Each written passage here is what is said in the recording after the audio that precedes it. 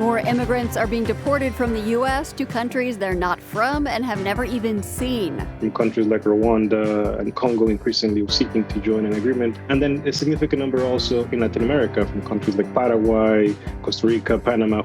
I'm Carolyn Beeler. Third country deportation gets ramped up. Plus, AI videos we make of ourselves could worm their way into our brains as actual memories. And the more realistic or plausible it was, the more likely you're to mislabel it as something that I did personally. And a Lebanese-American photographer helps define the meaning of home. I usually chat with the women to discuss their relation to Lebanon, where they would like to be photographed, and often they have a story. Those stories and more ahead on The World.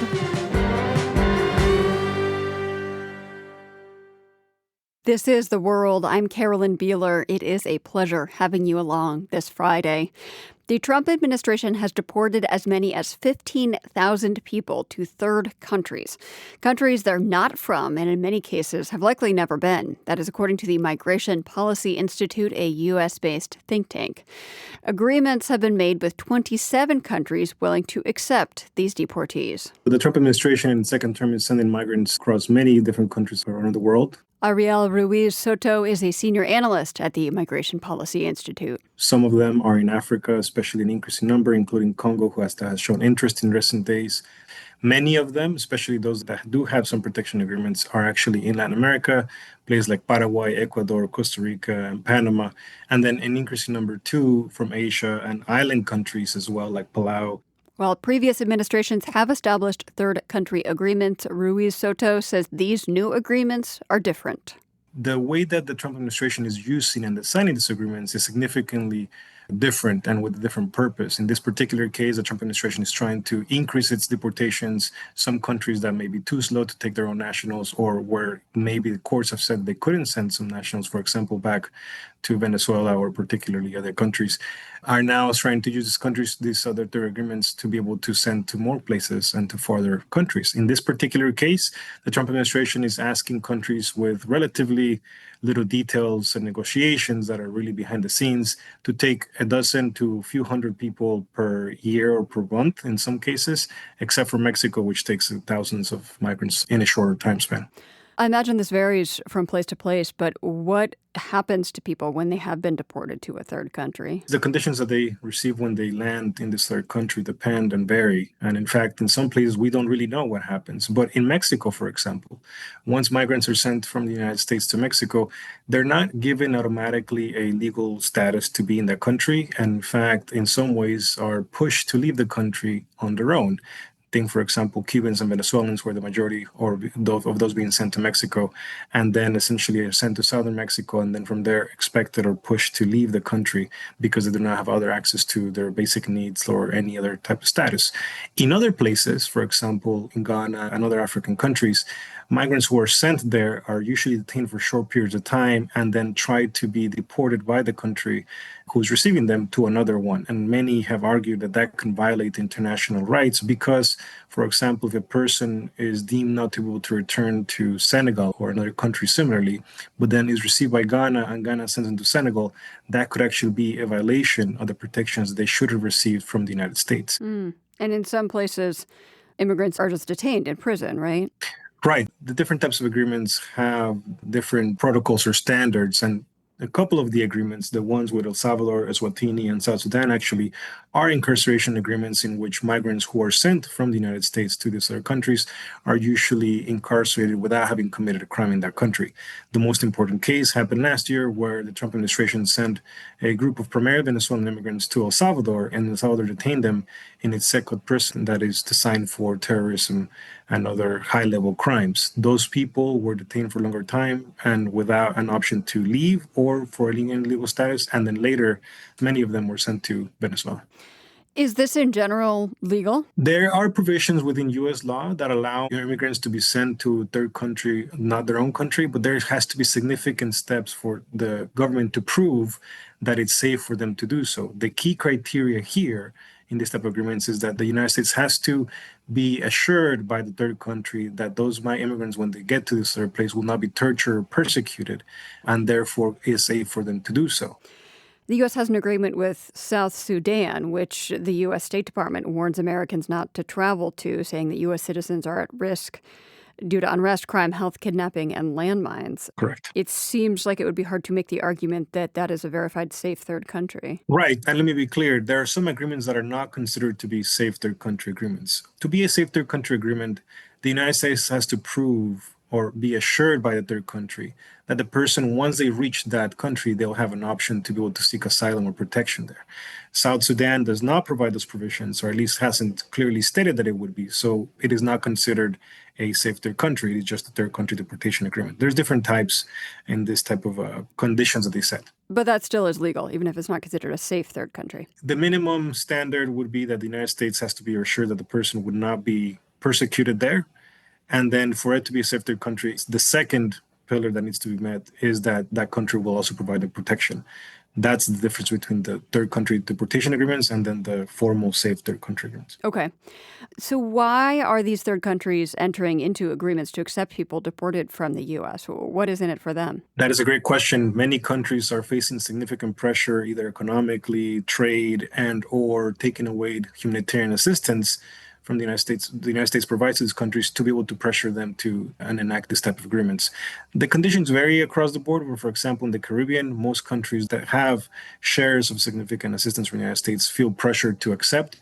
In other places, like in Africa, many of the countries there are accepting these agreements because they're given to maintain their visa allocations to come to the United States.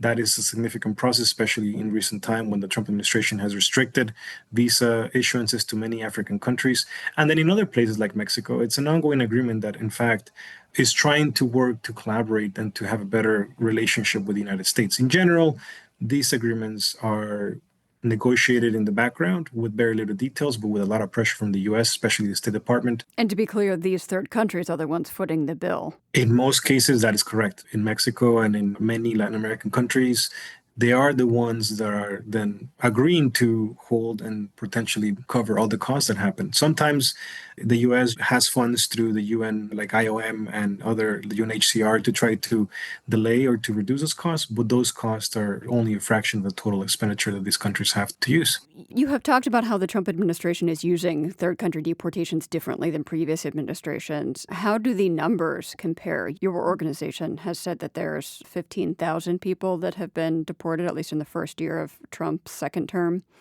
How does that compare to previous administrations? So that's the most difficult part of this type of agreements, that because of the lack of transparency and negotiation, and because it's controversial even when the countries are receiving these migrants, we do not necessarily have data to compare to for previous administrations. But again, to be clear, before the Trump administration's second term in office, the only other third country deportation agreement that existed was with Canada, and the numbers were relatively small. Now, of the 15,000 immigrants that we sent from the United States so far in the second term of the Trump administration, 13,000 of them have gone to Mexico. What are you hearing, or folks in your world hearing, from the deportees about how they are coping with being in third countries? It's difficult to say because it's so unclear what happens to them and so difficult to get in touch with them once they do make it. There's other organizations that have looked into this, however, and they have, for example, talked and spoken with Cuban immigrants in southern Mexico, and many of the things they hear is that many of these migrants are not aware about the process. They were told too late or with very little notice where they were going, unable to prepare. In some cases, the migrants are seeking to go back to another country because they do not have the conditions to stay, but do not have the means to do so. What is the Trump administration's justification for this policy? Why take this approach? They are saying that they want to do this because they want to increase the number of deportations, because the immigrants' home countries are slowly or unwilling to take them back. I think the goal, though, goes further than that. I think these deportations agreements are more about instilling fear in immigrants than about the numbers. So this is a deterrent strategy, is what you're saying? A deterrence for the people that are incurring proceedings, and a deterrence for people who haven't made it into the United States yet and who are maybe considering coming to the United States without authorization, and now know that, for example, if it's an Indian or Chinese person trying to enter from Mexico into the United States, that there's a possibility they could be sent to Africa, where they may be isolated and not speak the language. That is the type of deterrence that the Trump administration is seeking to do. And again, it's more about instilling this fear than the actual numbers of people that are sending. Ariel Ruiz Soto is a senior analyst at the Migration Policy Institute.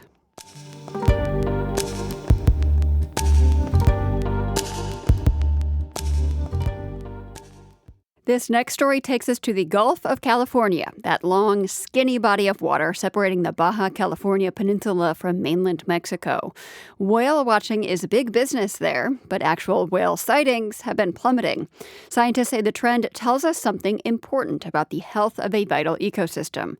Nina Krovinsky is with the Fronteras desk at KJZZ in Phoenix. She reports from the waters near Mexico's Sonora state. Deep in the Gulf, 3 scientists are looking for clues. Queremos saber la localización geográfica. Hector Pérez Puig studies marine mammals, mostly whales and dolphins, at the Prescott College Quino Bay Center in Bahia de Quino on the Sonoran coast. Once a week, he and his colleagues board a small boat and come out here to track what they see. They scan the horizon as the motor idles. 3 pairs of binoculars poke out between baseball caps and balaclavas that protect against the sun and wind. Sí, ya lo vi. Suddenly, we jet off in the direction of a distant plume of mist. Eso es lo que conocemos como el soplo. A soplo, Pérez Puig tells me in Spanish, the exhalation of a huge surfacing fin whale. It's the second largest animal on the planet and a resident of these waters. We catch up to a small group of them on the move. Their backs break the surface like the rising humps of giant sea snakes. The scientists snap photos of their pointed dorsal fins. Each one is unique, like a fingerprint. The researchers' main mission is to catalog each whale's location and the conditions where they spotted it. From there, they extract hints as to how the population of these fin whales and other marine mammals in the Gulf are changing. In general, the marine mammals are considered like the sentinels of the health of the marine ecosystems. And the whale populations here are flagging. Pérez Puig says he sees fewer fin whales than when he started this work in 2009, and the ones he does see often look malnourished. So that's an indicator that probably something happened, in the marine ecosystems. What happened exactly is what these researchers are trying to figure out. It's been years since the last sighting of a sperm whale in these waters. The giant toothed mammals, the inspiration for Moby Dick, were once plentiful here. It's another mystery Pérez Puig and his team are trying to solve, why they left and what exactly happened to them. There are a few things they do know for sure. The sea surface temperature in the Gulf of California is increased. Climate change is likely one part of the story, so is overfishing. Pérez Puig published a paper showing the sperm whale's disappearance collided with a dramatic plunge in the commercial squid catch. We know that in the Gulf of California, that fishery, it's collapsed. Whales act as a sort of thermometer, he says. Disturbances in their food supply can have big impacts on where and in what conditions they're spotted. What the whales are trying to tell us about the health of this place is important for the many other species and industries that call this body of water home. The sheltered waters of the Gulf of California nurture an enormously diverse ecosystem. Some of those species can't survive anywhere else. Others, like shrimp and sardines, represent important harvests for local fishing operations. So it's super important to monitoring those species because it's a really good indicator of the health, with the ecosystems. Not far from the remote cactus-studded San Pedro Martir Island are skiff bobs as the 3 scientists disappear back behind their binoculars. An orange jellyfish drifts by. Pérez Puig says these animals were once characteristic of warmer, more tropical waters, but are now becoming common in these cold winter waters of the Gulf of California. He says fishermen tell him that 30 years ago, they would sometimes witness hundreds of sperm whales at a time right here. When he started monitoring the area in 2009, he would see groups of up to 50 at a time. All of these conditions indicate something, related with the environmental conditions, and the marine ecosystem. So that's important just to continue monitoring those species. Today, the patch of Gulf that surrounds us is uninterrupted. No soplos, just choppy blue waters toward the horizon. For The World, I'm Nina Krovinsky in Sonora, Mexico.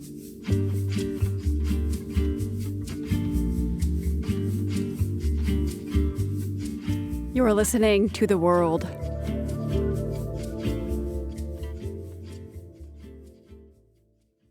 This is The World. I'm Carolyn Beeler. We are just days into a 2-week ceasefire, and it appears to be hanging on by a thread. Kuwait has blamed drone strikes on Iran, and Israeli missile strikes are still battering Lebanon.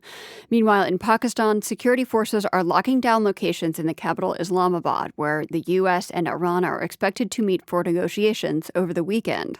Vice President J.D. Vance, who will represent the United States in those talks, said this to reporters as he boarded Air Force Two earlier today. If the Iranians are willing to negotiate in good faith, we're certainly willing to extend the open hand.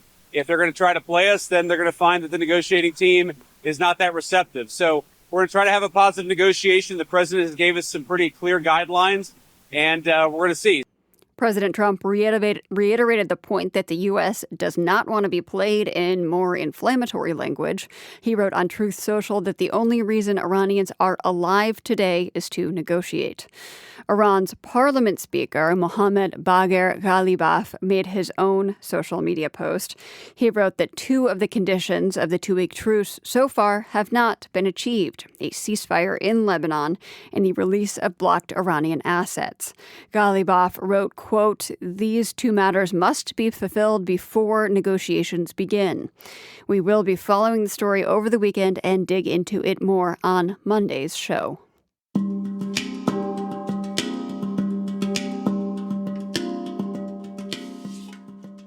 As plans for a military intervention in Iran first got underway, Israel and the U.S. considered arming ethnic Iranian Kurdish groups who live on the Iran-Iraq border.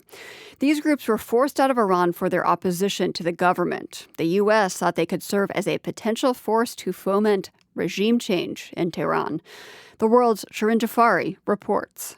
This time of year, the mountains and fields in Iraqi Kurdistan turn vivid green. These mountains border Iran, where the U.S. and Israel have been carrying one of the most intense air campaigns in Iran's recent history. In the mountains of Iraq, one ethnic group opposed to the government in Tehran is watching the events closely.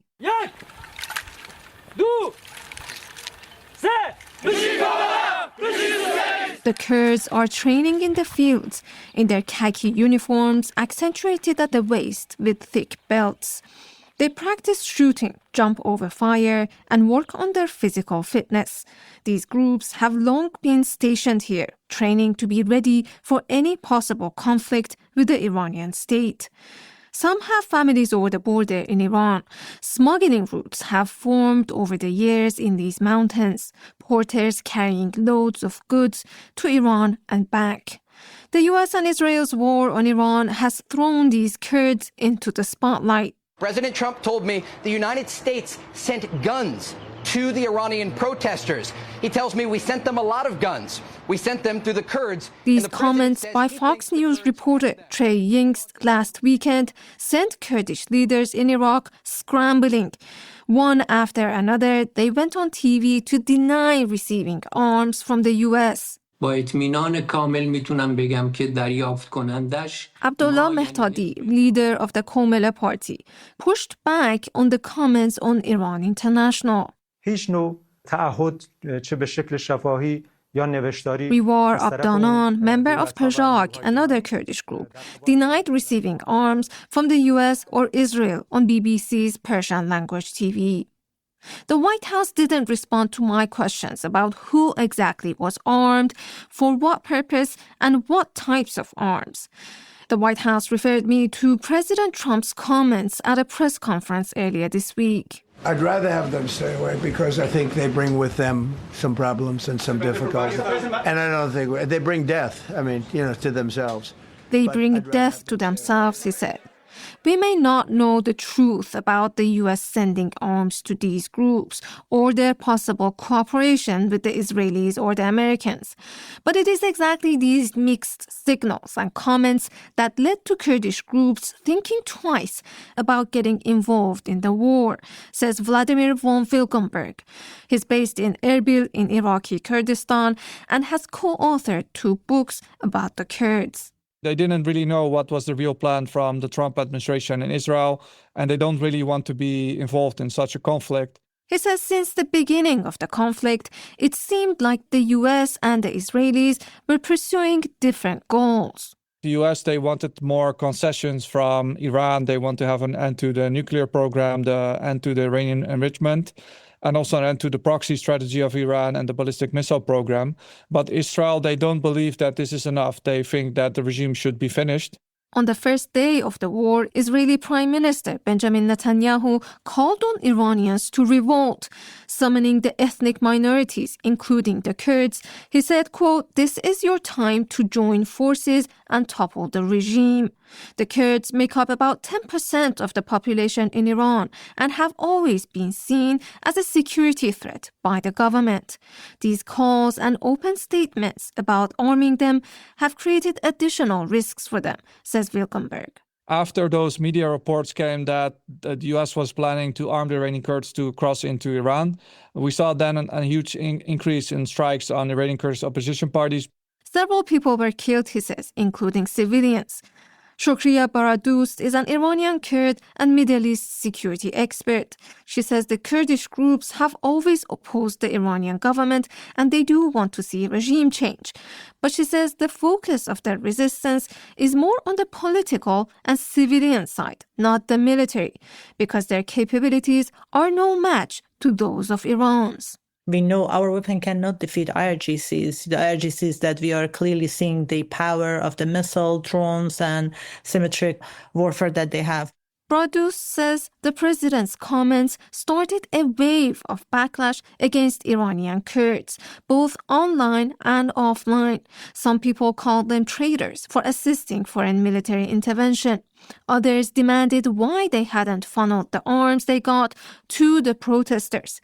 She expects more animosity if the US and Iran come to an agreement to end the war. The first target after the war for the Iranian regime will be Kurdish region. They would be assassinating any figure or any name that can be seen as a strong leader or a strong name in the opposition, and then arresting, execution, that we are familiar with this policy of the regime.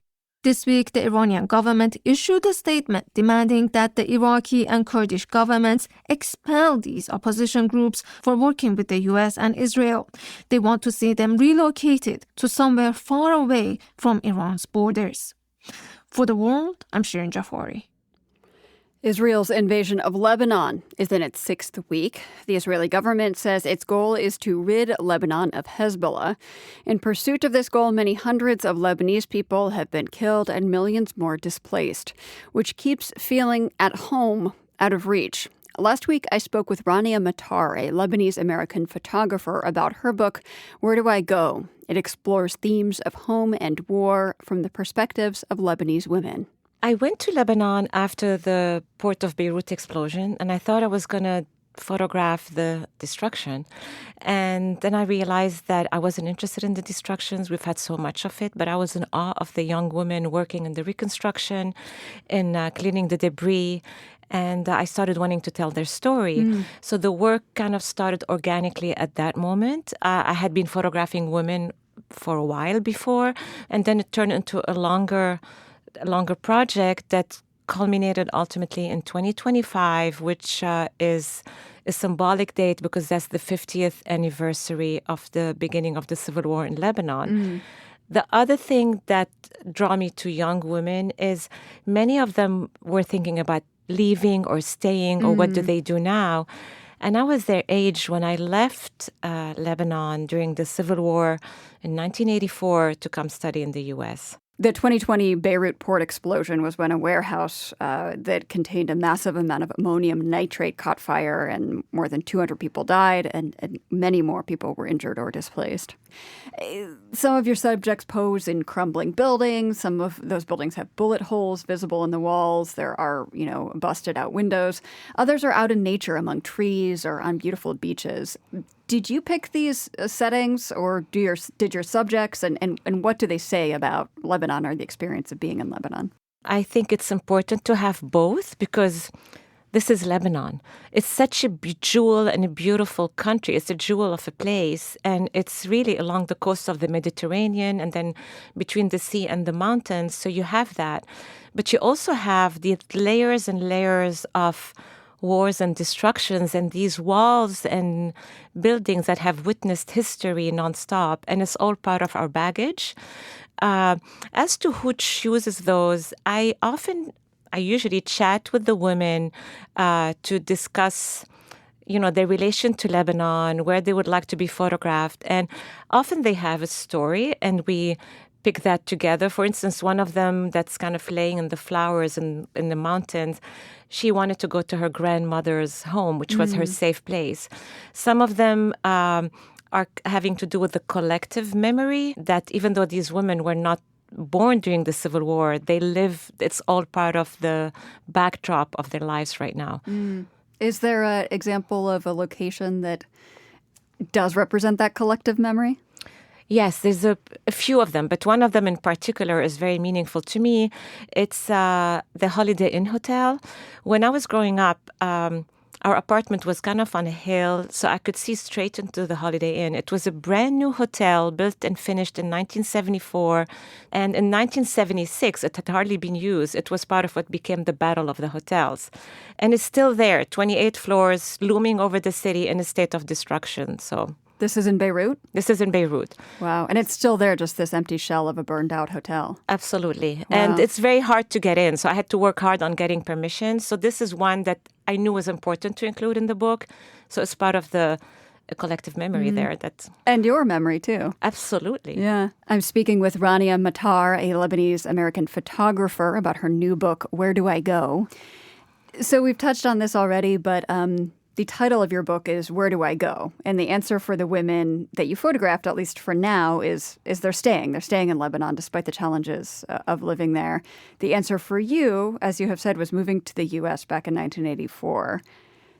Did this project make you re-examine that decision or recontextualize that decision as you were taking these photographs? It's actually more complicated than that. Some of the women left and came back. Okay. I feel like I left, but I never really left. I'm still so viscerally connected to that land and to this place. I think I feel like it's my almost obligation and role to keep telling our story. And the title came from a picture, by the way. There was a graffiti on a wall that says Lawen Ruh in the corner, which means where do I go? And the young woman I was with kind of threw herself in that corner. And I told her, please don't move. And this became the title instantly. Can you tell me more about how seeing these photographs now feels different because of the new conflict or restarted conflict in Lebanon with Israel targeting Hezbollah and many people being displaced? I mean, it's not as simple as, I don't want to get into a whole political conversation, but people are worried about the south of Lebanon being permanently occupied. So there's more than the targeting at this point. People are worried about their homes and their land and all of that. And these images now are also reminding me of the power of the women, of our humanity, our shared humanity. I hope people look at them like that. I think it's easy when you hear the news, you have the number of people who died, the number of people who displaced, but you don't know anything about them. It's just a number. And here you're looking at my book. Some of these women have been displaced. Some of these women have lost family members. So I think it's important to come back to that, to the human side of and level of things. Putting faces to the stories. Absolutely. And the numbers. You do some really lovely things with light in these photos, sunlight especially. And one photo that struck me shows a woman in a red dress standing inside what I understand is a train tunnel. And she's underneath this square hole that the sunlight is coming through. It's almost like a window. But she's not looking through that window into the light. She's looking away. Can you tell me more about that photograph? Yeah, this is like the remnants of a train station. The train used to go from like Aleppo, Homs in Syria, all the way to Lebanon, to Beirut. And all these trains, and there's also like a coastal highway train that went from what I understand, from Turkey all the way to Palestine or to southern Lebanon. But that image specifically was like what's left from that train in the Bekaa Valley. And she was interested in that whole idea of these countries all being connected and not being connected anymore. So we went there, and then I love the ambiguity of it, like the fact that there's almost hope in it because there's the light coming on her, but there's all the darkness around her, and her dress kind of is helping amplify that light. So for me, a lot of the images start with something more tangible, but I like to look at them as well as being metaphorical, ultimately, and what you could read into it becomes important. For me, there was a sense of there's a little sliver of light, so there's a way out, whatever that way out is. We've talked about this already a bit, but I wonder if there's anything else that you want people to take away from these photographs as they flip through your book. I hope they see the complicated life that we have experienced in Lebanon. I hope they see the beauty and the resilience and the dignity of the women I photographed. I hope they see the shared humanity. I feel like being from Lebanon, living here, I'm always navigating that them versus us. And there's a quote in the book that I would love to read by Etel Adnan. Please. Is that okay? Of course. I'm both an American and an Arab, and these identities are sometimes at odds with each other. Not every day, not even often, but once in a great while, I become a mountain that some terrifying earthquake has split. This is from Etel Adnan, from her book In the Heart of Another Country. And for me, I feel like this is our moment in a way. I'm both, but I see that also as an opportunity. I feel like I'm able to amplify our voices, and I hope people could see that through this work. That image of a mountain split in two is very evocative. Can you tell me more about why that resonates with you, or what the mountain is? Because, most of the time, it's not there. I mean, I came to this country. I was welcome here. I was grateful to get a great education here, to work, to have children, to raise my children. I'm so grateful. And then something happened like now, what happened with Gaza, what happened after September 11, there's this kind of divisive rhetoric of them versus us. And I am both. And for me, it took me a while to realize I am both and I want to embrace it. But it feels that there's often a disconnect. And I feel like there's this sense that I have to explain myself here and there. Rania Matar is a Lebanese-American photographer. Her new book is called Where Do I Go? Rania, thank you so much for joining us and for this conversation. Thank you so much.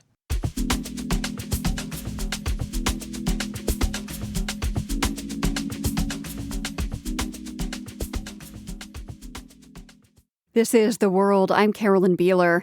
It was a casual conversation with a friend that got Tim Requarth a bit freaked out. The friend had made an AI video, a fake video of himself scaling Mount Rushmore. And then some time passed and the friend felt a tug of memory. Not of making the video, but of actually scaling Mount Rushmore.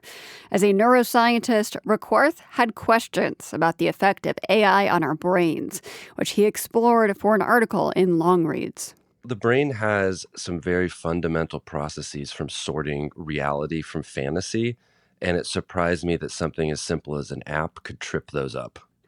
And to begin to understand this a bit more, I want to have you walk us through how our brains actually store and retrieve memories. You wrote helpfully, I think, that it doesn't work like your phone storing photos. It's actually more like your brain partially reliving the event. Tell us how that works.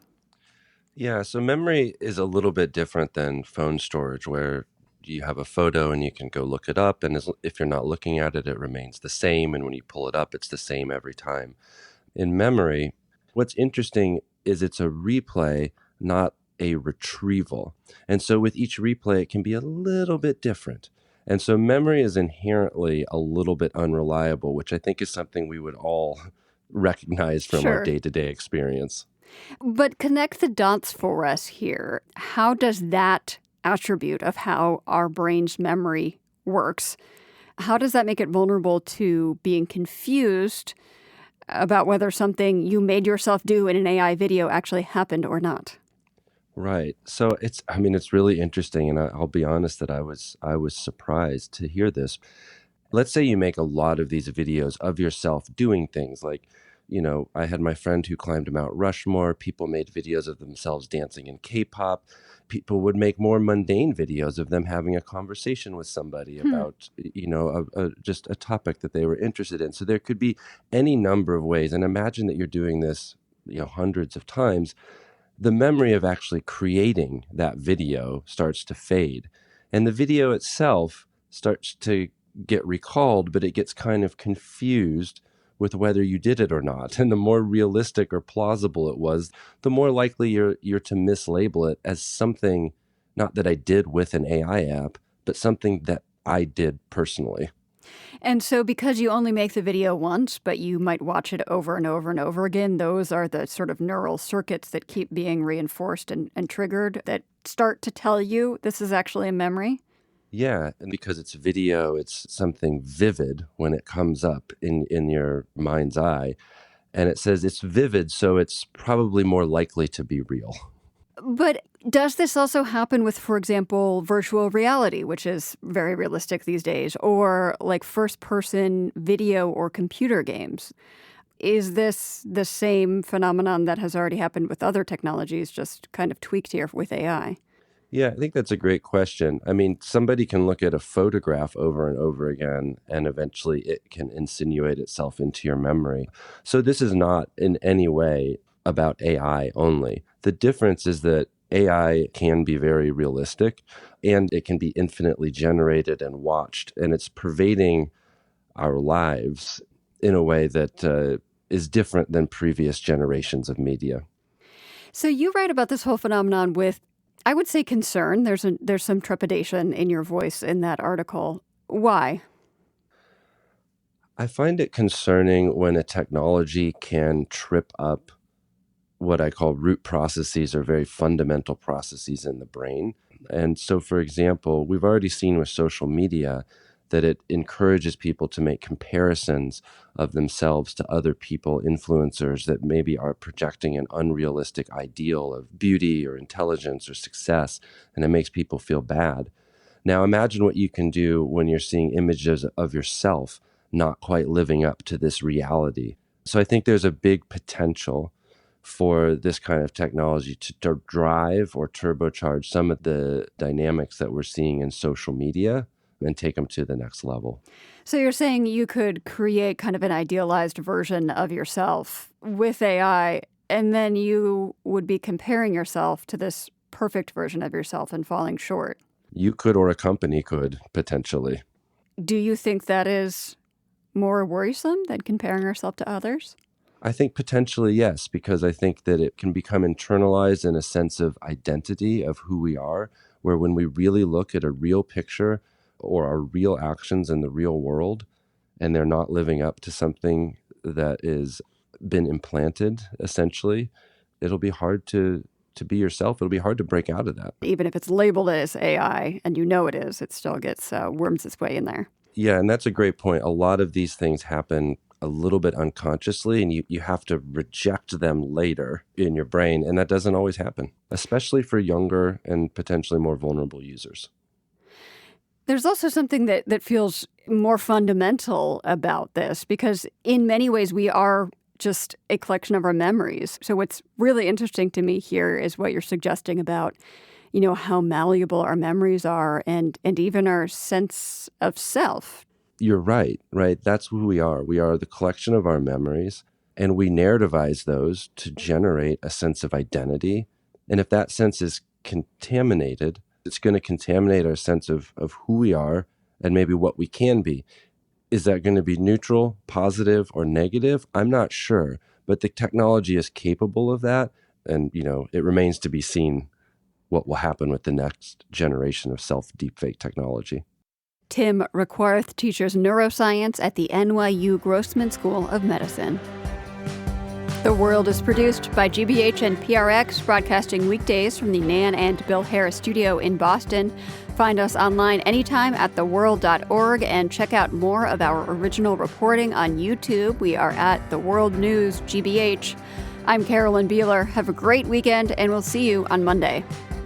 The World is supported by the Carnegie Corporation of New York, working to reduce political polarization through philanthropic support for education, democracy, and peace. More information at carnegie.org. By the Lumina Foundation, committed to a fair, universal system for learning beyond high school that offers every American the chance for a better life.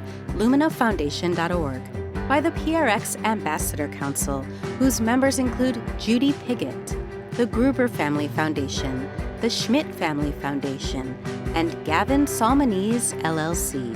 The World's theme music is composed by Ned Porter. The World is a co-production of GBH Boston and PRX.